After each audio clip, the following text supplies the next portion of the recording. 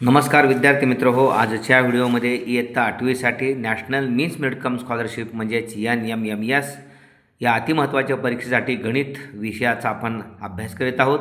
काही नमुन्याची उदाहरणे जे अत्यंत महत्त्वाचे असतात. येत्या 28 डिसेंबरला आपली अंतिम परीक्षा आहे.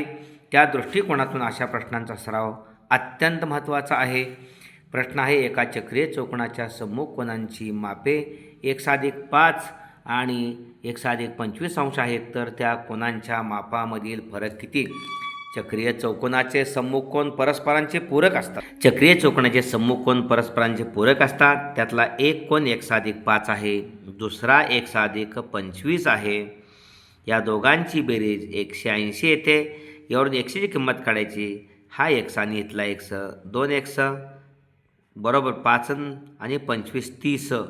180 पलीकडं 30 गेले, वजा 30 होणार. 2x बरोबर 180मधून 30 गेले 150. x बरोबर हे 2 पलीकडे जाऊन 150ला भागिले 2. x बरोबर 75. म्हणजे पहिला कोन 1+5 म्हणजे 75 अधिक 5 बरोबर 80. दुसरा कोन 1+25 म्हणजे 75 अधिक 25 100 अंश.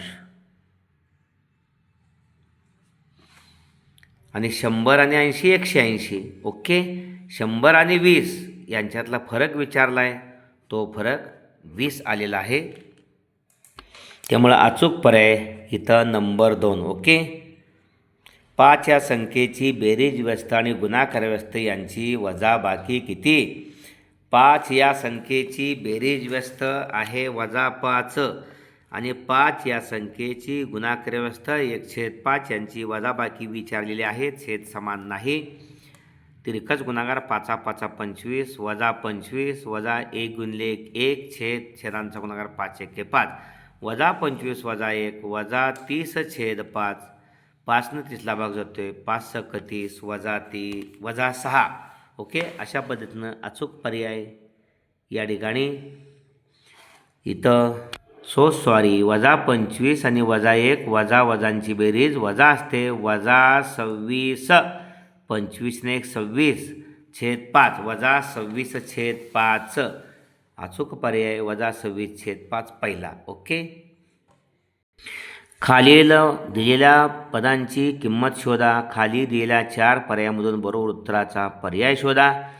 4.18 भागिले 0.418 अधिक 52.7 भागिले 5.27. पहा, दशांश चिन्ह सरकवायची कशी?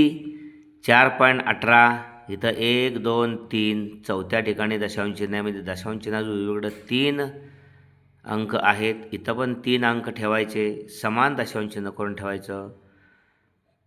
0.18 आणि 0.180 एकच. इथंही तसं करायचं. 5.52.70 52.70 5.27 52.7 काय आणि 52.70 काय.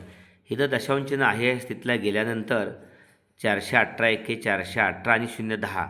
इथं दशांश चिन्ह गेल्यानंतर 527 एके 527 आणि 0.10 आणि 10 20च यायला हवं. त्यामुळे अचूक पर्याय नंबर 1 आहे पहिला. ओके, अशा पद्धतीनं या ठिकाणी खाली दिलेल्या आकृतीमध्ये EF आणि CD या 2 रेषा समांतर आहेत. तर 180 अंश वजा माप कोन CBA याचे मूल्य किती? आता या ठिकाणी माप कोन CBA प्रथम काढला पाहिजे. CBA EAN हा 100 आहे. 108 अंश आहे. 108 अंश आहे. त्याचा संगत कोन 108 मापाचा हा सुद्धा आहे CBA. त्यामुळे 180तनं 108 गेले 72 अंश उरला. अचूक पर्याय नंबर 2. खाली दिलेल्या आकृतीचे काळजीपूर्वक निरीक्षण करा आणि x अंशाचे मूल्य खाली दिलेल्या 4 पर्यायातून शोधा. या ठिकाणी रेषा L आणि रेषा M समांतर आहेत. त्यांची छेदिका ही N आहे. हा 50चा या ठिकाणी संगत कोन इथला आहे. 50चा संगत कोन 50. रेषीय जोडीतील कोणांच्या मापांची बेरीज 180 अंश असते. हा 50 आणि हा x या दोघांची 180 बेरीज 180तनं 50 गेले 130. एक्सचं माप आहे 130 अंश. 10 वर्षापूर्वी मोनिका आणि तिच्या आईच्या वयांची बेरीज 100 वर्षे होती. आणखी 10 वर्षानंतर त्यांच्या वयांची बेरीज किती असेल? खाली 4 पर्याय दिले, त्यातून अचूक पर्याय निवडा. 10 वर्षानंतर दोघीच्या वयांची बेरीज 1 + 20 वर्षे होणार. 10 + 10 20 वर्षे. पुढचा प्रश्न 1 + 1/3 + 1 + 7/3 + x/2 = 5. तर xचे मूल्य किती? हे पर्याय आहेत. या ठिकाणी छेद सारखा नाही, या दोघाचा छेद सारखा आहे. या दोघांच्या अंशांची बेरीज 1 + x 2x 7 आणि 1 8 2x + 8. या दोघाचा छेद समान आहे. अंशांची बेरीज 1 + x 2x 7 आणि 1 8 छेद 3 + x/2 = 5. तिरकस गुणाकार बेदुनी 4x + 8 16 अधिक 3x छेदांचा गुणाकार 3 दुनी 6 = 5. 4x 3x 7x अधिक 16 भागिले 6 ते 5ला गुणिले 6 = 35. 7x = 30 वजा 16 30तनं 16 गेले 14 उरले. 7x = 14 x = 2. अचूक पर्याय या ठिकाणी x = 2 नंबर 3. ओके.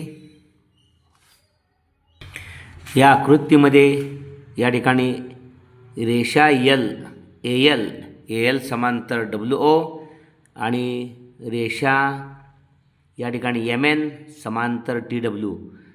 एक्सचं मूल्य काढायचं आहे.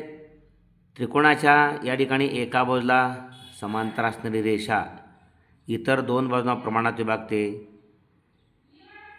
TW आणि TO या 2 बाजूंना A आणि B बिंदू छेदणारी L रेषा आहे आणि WOला ती समांतर आहे. अशा परिस्थितीमध्ये 2/3 बरोबर TB भागिले 4.5. TB आपण x मानूया 4.5. 4.5ची दुप्पट 9 आणि 9ला xला गुणले येणारं 3 ते भागिले 3 त्रिक 9 म्हणजे हे 3 मिळालं. TB 3 मिळालं. त्यानंतर 3.6 छेद x 2/3 समांतर रेषांना. त्यानंतर TWO हा त्रिकोण विचारात घेतला असता या त्रिकोणाच्या TWला ही रेषा MN समांतर आहे. अशा परिस्थितीमध्ये त्यांच्या बाजू MNमुळं प्रमाणात विभागतात. म्हणजे 3.6 छेद x बरोबर 3/4.5 लिहिलं इथं. तिरकस गुणाकार एक्सला गुणिले 3 आहे ते 4.5 गुणिले 3.6च्या गुणाकाराला भागिले येणार आहे. या 3नं एक्सला गुणले 3 तो भागिले घेतला. 3नं 3.6ला भागलं 1.2 आला. 12 × 36 1.2 गुणिले 4.5चा गुणाकार 12×5 60ला 0 हाचाले 6 12 काठीचे 6 54 दशांशचिन्ह 1 2 तिसऱ्या ठिकाणी 5.40 म्हणजे 5.4. एक्सचं मूल्य 5.4. अशा पद्धतीनं 5.4. ओके. हा व्हिडिओ आपण जरूर लाईक करा आणि आपल्या सर्व इयत्ता 8वीतील या NMMS या शिष्यवृत्ती परीक्षेला बसणाऱ्या सर्व विद्यार्थ्यांना तो शेअर करा. येणाऱ्या 28 तारखेच्या परीक्षेमध्ये आपणास घवघवीत यश मिळो, शिष्यवृत्ती प्राप्त हो ही सदिच्छा. धन्यवाद.